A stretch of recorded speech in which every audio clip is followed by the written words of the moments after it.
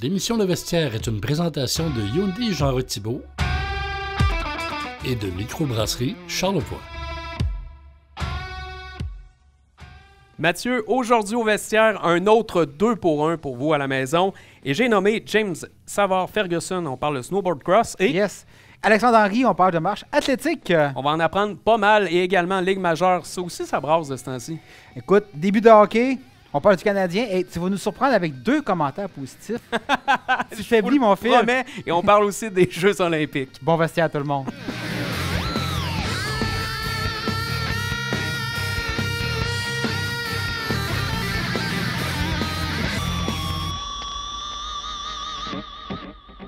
On reçoit avec nous James Savard-Ferguson, un athlète de snowboard cross de Baie-Saint-Paul. Salut James. Enchanté, salut. Bienvenue au vestiaire. Merci. C'est un honneur de te recevoir, James, parce qu'on parle d'un de mes sports chouchous. Ben oui, on va t'en être un J'en ai ancien pas, athlète de snowboard. Là. J'en ai une coupe, mais celui-là, c'est un de mes préférés. Puis là, en plus, tu arrives tout droit du Chili. Oui, exactement. Là, je reviens d'un camp d'entraînement pré-saison pour se préparer là, à l'hiver qui s'en vient. Avec l'équipe canadienne, si j'ai bien compris.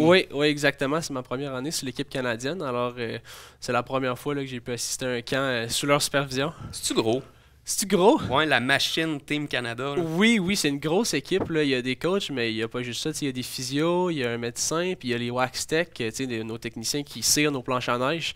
Ça fait que c'est toute une équipe, un gros bloc qui voyage ensemble là, à longueur d'année pour nous aider à performer. Là. Mais avant de parler d'entraînement, on va juste parler, c'est quoi le snowboard cross en fait? Parle-nous Ouais, un peu ouais, du on sport parle là, un pour peu. les néophytes. On connaît Ben, le le- snow, mais là, c'est exactement, celle-là, là. ça ressemble à quoi? Oui, mais le snowboard cross, c'est de la planche à neige. On est 4 ou 6 à la fois sur un parcours qui a plein de sauts, on a des rollers qu'on appelle ça, là, des grosses bosses dans la neige avec des virages, puis des sauts là, de 60, 80, 90 pieds Bah. des fois. Rien que ça. Ouais, c'est comme du roller derby, mais sur la neige, là, comme du BMX dans Ouais. le fond. C'est que ça joue des coudes, ça se pousse, puis ça va vite. Est-ce que chaque circuit est différent ou on doit avoir, mettons, 3 bosses, où on est absolument à avoir 6 virages de tel côté, ou ça dépend du créateur, dans le fond? Ouais, ben ça dépend du créateur, mais il y a des standards. Là, Ouais. on va avoir tout le temps entre 4 puis 8 virages par circuit avec c'est ça, il faut des sauts, il faut une certaine distance, une certaine largeur, mais tous les parcours sont différents puis ils varient même de jour en jour. Là, ça dépend des conditions. Tu sais, un certain parcours qui est glacé une journée est complètement différent d'un parcours quand il fait chaud. Là, ça fait combien de temps que tu pratiques ce sport-là? Ça va faire 10 ans. Ouais, ça fait Quand 10 ans même, que je hein? fais du snow. Puis t'as quel Ouais. âge là? Là, j'ai 19 ans. Bon, fait que ça fait quand même. T'es comme assez jeune. Il y là. a quasiment Ouais, plus ouais. de snow Exactement. bientôt. Ouais, on s'en vient au 50-50. Là. Comment t'as eu la piqûre pour ce sport-là? Tu sais, je veux dire, dans nos montagnes au Québec, il n'y a pas nécessairement de pistes de snowboard cross partout. Tu sais, on le sait, Non. avec les histoires d'assurance, tout ça, ça Ouais. devient compliqué. Tu sais, à quel moment t'as dit, hey, c'est ça que je veux faire? Ben moi c'est Dominique Maltais là, quand je l'ai vu je pense que c'est aux Olympiques de 2010, même si ça l'a pas bien été, moi j'ai vu cette discipline là puis j'ai dit il y a quelqu'un dans mon coin qui fait ça. Maman, moi je veux faire ça, tu sais, venant d'une famille de patins puis de courses, il y avait jamais le snow, il avait pas pensé à me mettre là-dedans, mais moi j'ai dit non, moi je veux essayer ça, je veux faire ça. Ça fait que c'est de là que c'est apparu puis à travers Dominique puis d'autres personnes là, dans mon entourage ils ont su me mettre en contact avec les bonnes personnes puis me trouver une place où en faire. Surtout. Ouais. Là, t'arrives du Chili. Parle un peu de l'entraînement qui vient avec ce sport-là. Parce que c'est pas juste faire Ouais. la descente, il y a de l'analyse qui se fait aussi à travers ça. Oui, tu sais, disons-le, là, dans notre camp au Chili, on a fait beaucoup d'analyses, de la glisse, tu sais, comment conserver ta vitesse dans les virages. Ça fait qu'une grosse portion de l'entraînement, c'est vraiment juste faire de la planche à neige tout seul, même pas sur un parcours, là, ça peut Ok. être juste sur des pistes d'amé. Puis nos coachs vont nous filmer, analyser notre technique pour s'assurer qu'on est vraiment là. Parfait quand on roule sur la piste puis qu'on soit prêt à tout. Puis la deuxième grosse partie, c'est vraiment l'entraînement en salle parce que Ouais. veux pas, tu sais, le snow c'est un sport, mais tu restes pas en forme à faire de la planche à neige. Non. Ça fait que là, la plus grosse partie de l'année, je suis dans le gym plus que je suis sur la neige. Là, tout l'été, on fait de la préparation physique pour être bien fort et être endurant quand on arrive sur la neige. Ben, on en parlait, excuse-moi, on en reparlait hors d'onde, justement. C'est un sport qui est quand même physique. Tu sais, nous, Ouais. on le voit à la télévision, puis on trouve que c'est déjà quand même. Des fois, c'est raide. C'est casse-cou un peu à la limite. Là. À la limite, casse-cou, tu sais, t'es à une vitesse quand même assez folle. Tu parlais de 80 et 70 pieds, tout ça. C'est comment. Et où la limite dans ce qu'on peut faire d'un circuit là, quand on est à 4 ou à 6? Ouais, la limite, c'est différent pour tout le monde. Il y a certains qui craquent, tu sais, puis qui Ouais. ont plus peur que d'autres. Mais c'est physique parce que tu es dans les airs puis tu es proche avec le monde. Faire le parcours tout seul puis sauter à 70-80 km/h, c'est quelque chose, mais le faire avec quelqu'un qui est à un pied et demi de toi, c'est quelque chose d'autre. Ça fait que c'est vraiment là, la limite, c'est vraiment où c'est le plus rapide. Il faut que tu sois intelligent. Il y a des personnes qui sont moins intelligentes, si on veut, puis c'est le même partout. Hein? Ils font des dépassements ou des sauts qui sont douteux, puis des fois, ça cause des gros accidents, là, des gros crashs, mais il n'y a pas de limite. Là. Si tu as une bonne technique, tu es intelligent, tu peux aller autant vite que tu veux. Là. Tu nous disais, c'est qu'il ne faut pas couper la ligne d'une autre personne, sinon tu peux te disqualifier, grosso modo. Oui, puis tu peux causer des gros accidents. Tu sais, quand tu tombes, ben là, tu es à 70, puis il y a le snow du gars dans toi qui te rentre dedans. Ça fait pas du bien. Ça fait qu'il faut vraiment que tu sois intelligent dans ce que tu fais. Ça a beau être une belle ligne de dépassement. Si tu accroches puis tu fais tomber les 3 autres personnes, ben oui, tu vas te faire disqualifier. Il faut que tu t'ajustes sur la surface aussi, parce que j'imagine que ça ne glisse pas toujours de la même manière. Le snow ne répond pas toujours de la même manière. Oui, puis tu sais, le parcours, tu fais le parcours en pratique, puis ça va super vite, puis là, tu arrives en course, puis ça va lentement, ou vice-versa. Les sauts sont différents, faut que tu aies des différentes lignes, tu as différentes planches aussi. Tu sais, si j'arrive le matin puis c'est super froid, je vais avoir une planche X avec une cire X parce que ça va aller vite. Mais là, si ça se réchauffe durant la journée, on va changer de planche à neige, changer d'équipement parce que cet équipement-là est mieux adapté à la température ou au parcours. Là. Écoute, le temps défile, mais qu'est-ce qui s'en vient pour toi? Bon, on n'est pas encore dans le cycle olympique, mais ça ressemble à quoi prochainement, là, les épreuves, les compétitions à venir? Oui, bien là, vu que c'est ma première année sur l'équipe nationale, puis c'est ma première année vraiment 100% international, je vais essayer de me qualifier top 32 en Coupe du Monde. C'est vraiment ça l'objectif pour cette saison. Parce que dès que je me mets à qualifier, là, être compétitif sur la Coupe du Monde, ben, ça va me permettre de rester en Europe à longueur d'année, à la place de revenir en Amérique du Nord pour faire quelques coupes nord-américaines, parce que si je fais juste courir après les Coupes du Monde puis je me qualifie jamais, ben là je vais perdre le beat un peu. Ça fait que c'est vraiment ça l'objectif, là, de devenir compétitif là, sur la scène internationale pour éventuellement aller atteindre les Olympiques. Une fois, on va l'interviewer en Europe, si je comprends bien. Ben, moi, ça me dérange pas. Écoute, on va voir le budget disponible. On ira te rejoindre. Ben oui, vous viendrez comment. Oui, appelez-moi quand vous voulez. On est flexible sur les dates. Oui, vous pouvez me texter. On veut te dire un gros merci d'être venu. Tu es vraiment un athlète à surveiller, puis je suis convaincu qu'on va te voir aux Olympiques. C'est une question de temps. Alors, merci d'être venu au vestiaire. Merci Jake. Toujours en sport local, parce qu'aujourd'hui, c'est un 2 pour 1. On a le plaisir de démystifier un sport qui est la marche athlétique. Et pour ce faire, on reçoit au vestiaire Alexandre Henry. Bienvenue au vestiaire. Bonjour Alexandre. Merci de l'invitation. Eh bien, ça nous fait plaisir parce qu'enfin, on peut poser nos questions sur un sport qu'on ne connaissait pas tant que ça. Je t'ai posé une question hors d'onde, c'est est-ce que marche rapide, c'est la même chose que marche athlétique? Et non, il y a une différence entre les deux, puis c'est par les règlements. Si on va dire, c'est quoi? Pourquoi il y a des règlements pour marcher? Là? Oui, quand on est en athlétisme, là, en marche rapide, on va avoir un seul règlement, qui est ce que tout le monde peut un peu s'imaginer, là, qui est de garder toujours un pied en contact avec le sol, pas sauter. Si on saute, on court à ce moment-là. En marche athlétique, on rajoute un deuxième règlement qui va être de garder le genou tendu dès que le pied touche à l'avant jusque sous le corps. Là. C'est ce qui donne notre démarche distinctive que tout le monde nous envie. Oui, donc ça s'ajoute au déhanchement, comme tu disais. Oui, exactement. Mais est-ce que, j'imagine, là, mettons que Mathieu et moi, on se décide puis on commence ça, c'est pas facile.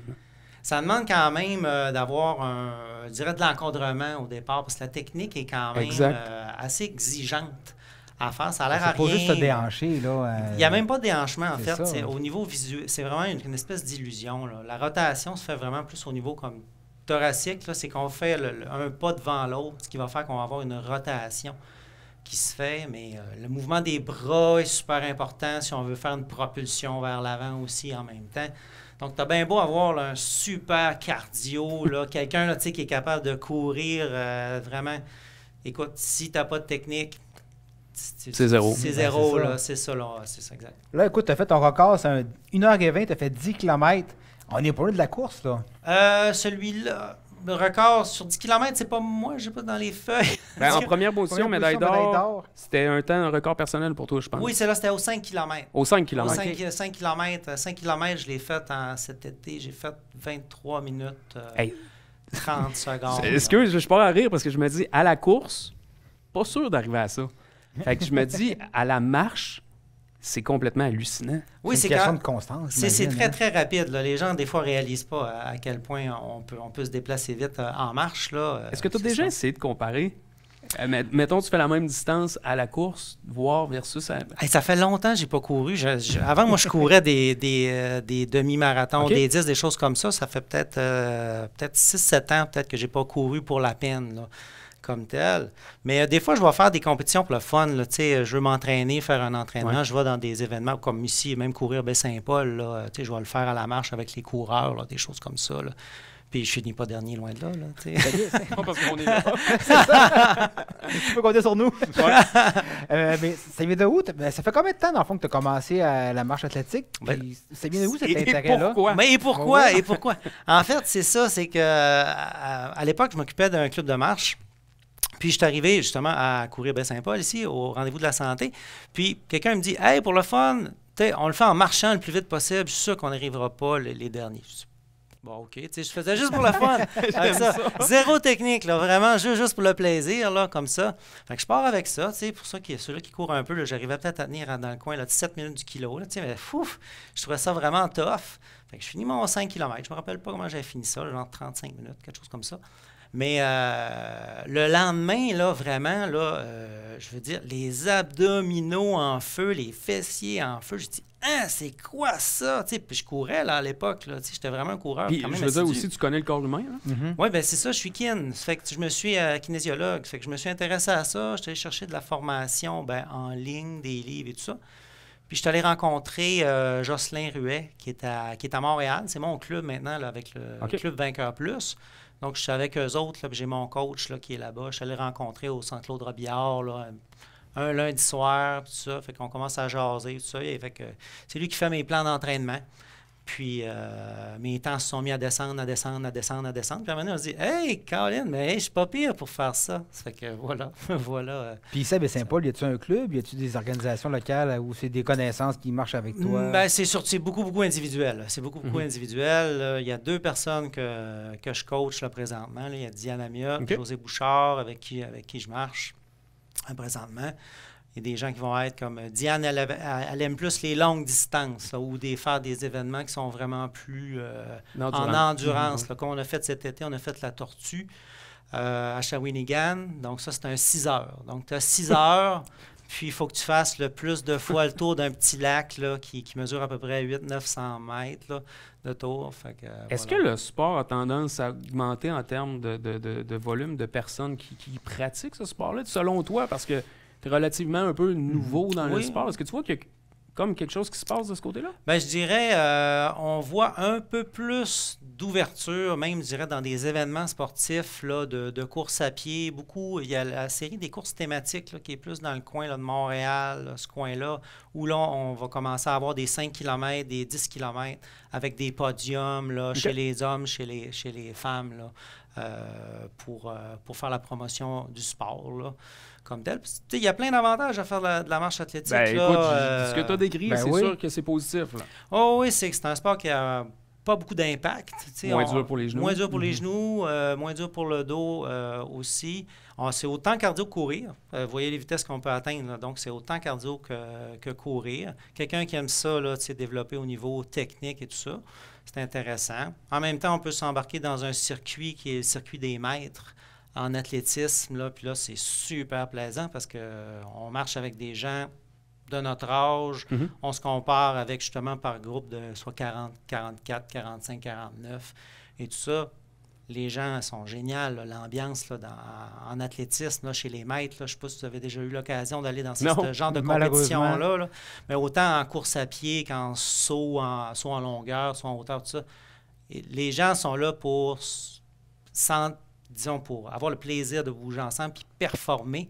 Mais sans individuellement, mais avec une gang. Avec une gang. Il n'y a pas de compétition malsaine, là, je dirais, là-dedans. Les gens sont là quand quelqu'un fait un bon résultat. Écoute, tout le monde est super content. Mais tu en arrives d'ailleurs, 2 semaines, je pense que tu étais à Ottawa, si j'ai bien compris. Oui, j'étais à Ottawa. Là, il y avait championnat canadien là, aux 5 km en marche athlétique sur route. Qui était là. Donc, il y a différentes catégories. Là. Y a beaucoup d'événements comme ça auxquels tu participes? Peut-être 3, 4 compétitions là, maximum, je dirais, du printemps à l'automne. Il y a aussi des choses à l'intérieur, là, sur piste intérieure, piste de 400 mètres, là, qu'on peut aller faire là, soit des 1500 mètres, 3000, 5000 mètres là, à l'intérieur. Là. Écoute, comme kinésiologue, est-ce que tu préfères la course ou la marche rapide? Question piège. Question piège. Semi-piège. Parce que je connais un peu la réponse. Ma réponse personnelle, c'est vers la marche athlétique. Ouais. Mais j'ai rien du tout contre la course à pied. Des fois, je me dis, t'aimes pas ça? T'es-tu blessé ou quoi que ce soit? Non, pas du tout.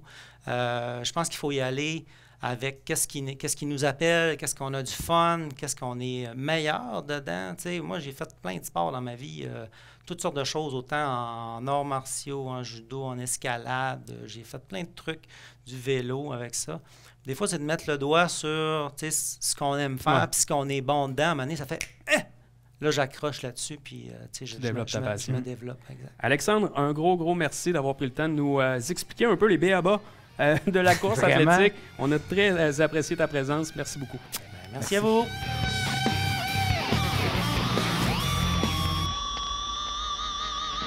Enfin, le mois d'octobre est commencé. Qui dit mois d'octobre dit ouverture de la Ligue nationale de hockey de la saison. Dis une chaudière remplie de sport, puis tu choisis lequel tu vas regarder un dimanche.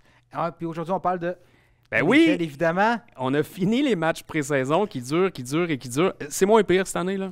Il y en a pas fait 8, là. Oui, et je pense que c'était correct ainsi, parce que, à 5, je pense que tu as fait le tour vite. Puis de toute façon, on le sait, qu'est-ce qui va arriver, là. Il y a tout le temps un ou deux joueurs que tu sais pas trop s'il va prendre la chaise, comme dit Martin Saint-Louis. On le savait que Price ne jouerait pas, fait que ça a réglé un dossier assez rapidement. Ouais, mais on en reparlera un peu plus tard de ce dossier-là des gardiens de but, mais je veux t'entendre parce que, justement, c'était le début de la vraie saison. Et qu'est-ce que tu as dit tantôt? Que c'était mieux que le début de saison du Canadien de Montréal. En tout cas, du show. Que le show d'ouverture. On en reparlera ça aussi parce que je peux pas concevoir que ce soit pas meilleur que ça d'une équipe centenaire qui ne vit Rocket était meilleur. T'as tout résumé. On va parler de la tournée International Connor Bedard qui lui, c'est la vedette cette année. Il n'y en a pas d'autres. Premier match. Mise au jeu face à face avec Sidney Crosby, ça fait pas mieux. Bravo à la Ligue nationale de hockey d'avoir mis un micro sur l'arbitre pour voir. C'est comme une passation de pouvoir. Ouais, c'est imagé, c'est peut-être cucu à la limite. C'était symbolique, mais c'était bon. Mais c'était le fun de voir Crosby qui a le feu dans les yeux encore pour sa 19e saison, je crois, qui est encore aussi convaincu. Puis, t'as le petit kid, le nouveau qui arrive, qui lui, comme un peu impressionné, mais pas tant que ça. C'est comme s'il y avait une petite passation du flambeau, tu sais. Non, on parle plus de flambeau, mais j'ai eu cette discussion-là avec plusieurs personnes, c'est la saison des pôles de hockey. Tu le compares à qui, Connor Bedard? Moi, il me fait penser à Crosby dans le sens que il a beaucoup la rondelle. Il gère la rondelle. Il veut gérer le jeu, il ralentit le jeu, il l'accélère quand il veut. C'est un gars de possession de rondelle, puis il distribue bien, il a un bon lancer. Moi, il me rappelle Crosby dans ce sens-là, plus qu'un Matthews qui est plus un marqueur, qu'un McDavid qui est plus un marchand de vitesse. Lui, c'est pas le plus grand marchand de vitesse non plus. Non, parce qu'il est très, très jeune et pas tant de muscles encore. Quoi qu'il y en a sûrement mais il prendra pas beaucoup de vitesse, mais il reste, moi, je le trouve complet comme Crosby. Moi, j'avais Mario Lemieux. Tu vas fort, t'abuses. J'avais Mario Lemieux parce que... Arrête. Parce qu'il n'est pas aussi rapide que McDavid. Je pense pas qu'il va l'être. Mais en termes de comme Crosby, comme tu l'as dit tantôt, il y a une intelligence hockey hors norme. Tu as peut-être vu ses 2 premiers matchs, mais des petites passes par en arrière, c'est la palette de l'autre qui a aucun... il se tourne pas la tête pour voir, il sait qu'il est là. Les coéquipiers ont de la misère à le suivre pour l'instant. Ils vont s'habituer à jouer ensemble, mais il dit plus Mario Lemieux, s'il te plaît. T'enlèves de la crédibilité au show. On s'en reparlera dans 50 ans. Avec grand plaisir. Tu seras plus là. Équipe à surveiller cette année, Matt, de ton côté. Moi, j'en ai pris 3. J'ai pris Edmonton, Ottawa, puis les Rangers de New York. Tu t'en es de surveiller Edmonton? J'espère qu'il va se passer quoi maintenant, là. De ton côté, je sais pas qui tu surveilles. Écoute, moi, je vais surveiller Toronto, ça c'est clair, puis je vais aussi regarder voir commentaire d'Edmonton, là. C'est un peu la même. C'est un peu la même affaire, puis je vais regarder aussi, j'ai le goût de Phoenix et Chicago aussi, parce que je trouve que Chicago, ils ont quand même épaulé un peu Bedard autour de lui par des vétérans que, je l'ai dit plusieurs fois, Montréal aurait dû garder Perry. C'est Perry qui n'a pas voulu signer à leur défense. Ouais, on va leur donner, mais tu sais, c'est un joueur comme ça qu'il faut pour épauler un jeune. Taylor Hall aussi, Même si Ouais. éventuellement, on va voir ce que ça va donner. Mais Chicago, je pense que ça va être comme... Mais il n'y aura pas une grosse saison, on va être honnête. Là, ils n'ont pas une grosse. La défensive, je pense qu'ils ont Non, 3 défenseurs. c'est ça. recrues, Mais tu sais, là, c'est des jeunes qui ont quand même tout approuvé. Puis au moins, on construit comme Ottawa le fait. Ils vont Ça être va- distrayants. Un peu Exactement. comme Edmonton l'était il y a quelques années. Ben là, Edmonton est rendu au point qu'il doit performer. Ils doivent performer, puis ils doivent aller loin en série. Ouais. McDavid s'est commis, tu sais, publiquement, il a dit que là, il veut. Mais c'est pour ça que moi, c'est pour ça que je les suis. Ouais, je te comprends amplement, mais on aurait pu rajouter là-dessus, je prends la balle au bon, on a des nouveaux propriétaires du côté d'Ottawa. Absolument. Je pense qu'on là, maintenant, on a une équipe hockey. Oui. A1. Je veux dire, on a un président qui veut la Coupe Stanley, qui l'a dit. Il dit, moi, c'est ça que je veux, un propriétaire qui veut Ben la oui. Coupe Stanley. On a une équipe sur papier qui peut, avec quelques ajustements, performer, mais c'est mon autre équipe que je vais surveiller par rapport à, justement, au coach. Est-ce il doit Hey, performer? Les coachs et le DG sont sur la corde à raide, là. Tu sais, ils ont embauché un président hockey, Steve Staios, l'ancien joueur. Exact. Lui, il va vouloir amener son monde à un moment donné. Donc, c'est ça qu'ils vont être sur la corde raide. Il y a aussi le dossier de l'amphithéâtre. Je sais pas si tu es déjà allé Oui. voir Ottawa. Ben, c'est loin de dans le tout. milieu d'un champ, là. C'est loin de tout. Il y a un projet, les plaines de Breton, qui est venu proche de voir le jour, finalement, avec l'ancien propriétaire Mulnick, qui est un personnage, on va se le dire, Oh, là. ouais. Tu sais, il s'est chicané avec pas mal tout le monde, là. Même son propre associé. Tu sais, à un moment donné, c'est que ça allait plus bien. Mais là, si qu'un nouveau propriétaire, tous ces dossiers-là peuvent s'enclencher. Ottawa a un bel avenir, même si cap salarial sont à côté. Ils ont commencé avec même un attaquant, un joueur de moins là, au début de la Ouais. saison. Il reste Shin Pinto à signer. Il y a encore des petits. C'est sûr c'est que pas oui. par rien de parfait, là, mais Mais tu au sais, moins, c'est un peu plus crédible que c'était. ben exactement. Puis ça, on se souvient l'année passée, il avait amené Pierre Maguire aussi. Pierre Maguire a amené comme Travis Harmonic, mais qui est payé trop cher. Donc, tu sais, il y a eu quelques mauvaises décisions qui ont été Il va en prises. avoir d'autres. Ben oui, Il va en avoir. ils n'ont pas le monopole des mauvaises décisions. Hey, parlant de mauvaises décisions. C'est une d'ouverture du Canadien. Bien, on va parler du Canadien. Puis j'ai dit que maintenant, à chaque émission, j'allais avoir un commentaire positif sur le Canadien. Bon, vas-y. Le voici. On n'a pas vu le flambeau. C'est ça, on innove. Ça fait quoi, depuis maintenant son centenaire, on a dû tout le temps le voir, le flambeau, j'étais plus capable. Tu sais, le Centre Bell a aussi Spectra, ils ont Evenco, ils ont tout pour faire un spectacle. Mais tu sais, mettez-nous pas une chanson de 5 minutes Ouais, pour présenter c'était les joueurs, tu comprends? un tu sais, peu c'est- malaisante, les gars se ramasser au milieu de la glace, c'est pas trop à faire. On passe rapidement au prochain sujet. Tu t'attends à quoi du Canadien de Montréal? Moi, on a vu 2 matchs. On s'entend, là, ça reste 2 matchs. Ben, on a vu ce qu'on va voir. Ben, c'est ça. Moi, ce que je remarque, là, c'est un bel esprit de corps. Tu sais, Ouais. l'équipe, ils ont dit, on se fait pas brasser. Il y a une belle chimie. Il y a l'air d'avoir une belle chimie. Tu sais, il n'y a pas là à avoir de mauvaise tête, de joueurs négatifs. Tu sais, ils ont sorti Hoffman. Même Armia qui est rendu avec Laval, ils ont pris des décisions courageuses. Je pense que. Puis, tu sais, il y a. Moi, ce que j'aime aussi, on parle qu'ils font les choses différemment. Là. Ouais. Tu sais, là, les NHL est très bonne pour recycler ses entraîneurs. Ah, Quand ouais, tu regardes ça n'a pas de sens. Tu regardes la Ça a pas de NFL, là, sens. la NFL, ils cherchent des jeunes talents. Tu sais, ils cherchent des Sean McVay, Ouais. ils cherchent des Mac McDaniels. La NHL, ils renouvellent. Tu sais, ils sont allés rechercher plutôt la violette. Tu sais, t'as Bruce Boudreau qui a pas arrêté de coacher. T'as John Tortorella qui est encore là. Ils sont sur le bord de... Tu sais, Mike Babcock, c'est un autre... Ça n'a pas été long, mais une autre ils l'ont hérésie, fait. c'est exactement... Je suis entièrement d'accord, puis je l'ai déjà mentionné qu'avoir Saint-Louis, ça fait du bien. Ça amène un autre... de l'air frais, tout simplement. Le Un Canadien- discours nouveau. Je sens le Canadien en avant de la parade et pas à la fin, pas en arrière. Non. Je sais pas si tu comprends ce que je veux Oui, dire. Tu sais, ils oui, sont oui. avant-gardistes dans la manière de faire. Le meilleur s'en vient, puis on essaie de changer les choses pour s'y rendre, puis ça, c'est tout à leur honneur. Sauf que, tu sais, tantôt, tu disais, il y a un esprit de corps, puis tu sais, on va défendre les joueurs. Oui, jusqu'à temps que Zakai se fasse Se geler blesse, lui aussi. ouais, se blesse C'est ou- ça le danger, puis j'espère que c'est pas le joueur, j'espère que c'est pas à lui qu'on a dit, hey, c'est toi qu'il faut que défende tout le monde. Mais tu en comprends? même temps, les joueurs sont capables de se lever. Tu sais, tu regardes Toronto après Reeves. Et tu vas voir, mettons, un Bertuzzi qui va brasser à Domi, mais les Canadiens ont quand même Pizzetta, Anderson qui peut aller brasser un peu à Mais ça. j'espère Mais juste tu sais, qu'ils vont le faire de temps en temps et que ce soit pas faut tout le qu'il temps soit- lui qui est faut qu'il soit épaulé. encerclé là, dans l'équipe. Puis parenthèse, j'ai mis Slavkovski aussi. Je trouve qu'il a bien joué. Tu sais, il a été intelligent dans son jeu. Il s'est pas perdu sur la glace. Il a été... 2 matchs, hein? Ouais, exactement. C'est un Ok. beau début de saison. Ouais.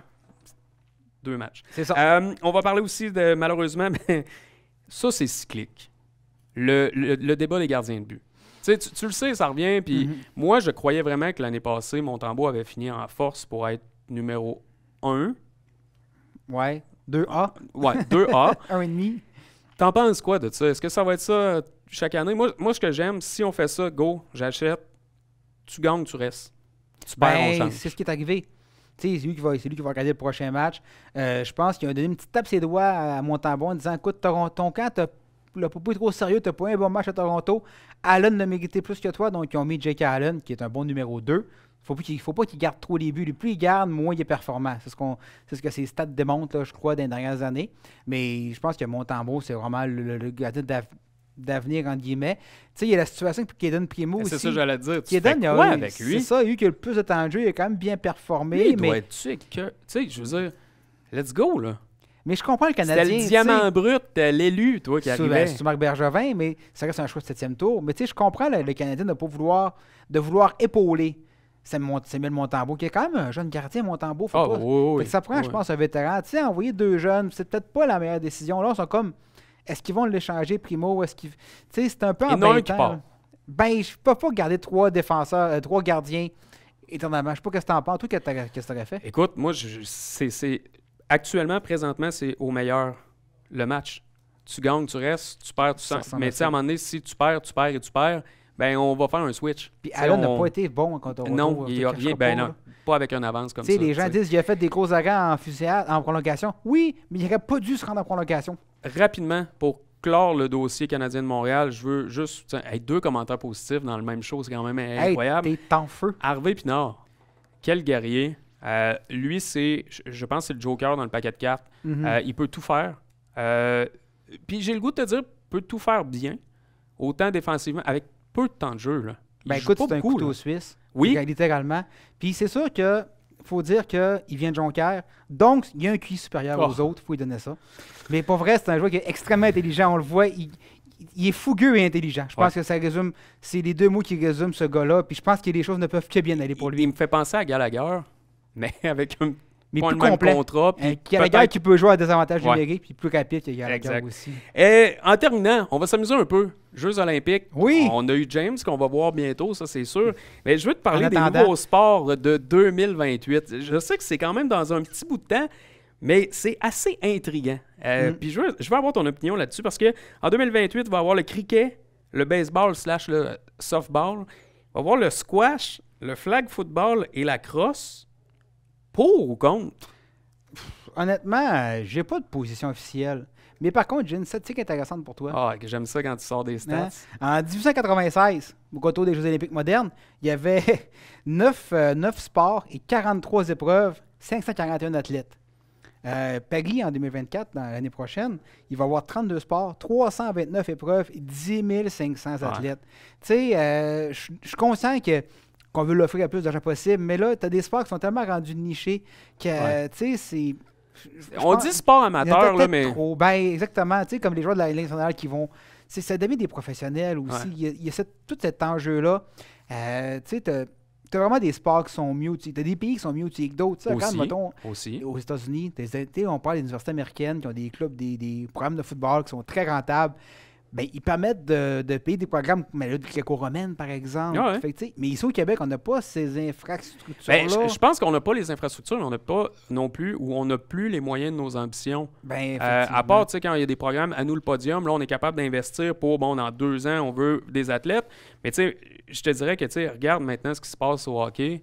On n'est plus le pays si exceptionnel où il y a un gardien québécois, canadien dans chaque équipe. L'expertise, on a perdu ça, on l'a laissé aller. C'est ça. Et maintenant, j'ai goût de te dire que Jeux olympiques égale argent égale... Et plus que jamais, là. On le savait que c'était ça. Un business, mais c'est clair, là. Il n'y aura plus de Jeux olympiques. On parle de l'Inde qui a de l'argent. On parle aussi de la Chine qui a beaucoup, beaucoup d'argent. Fait que j'ai hâte de voir vers où on va aller.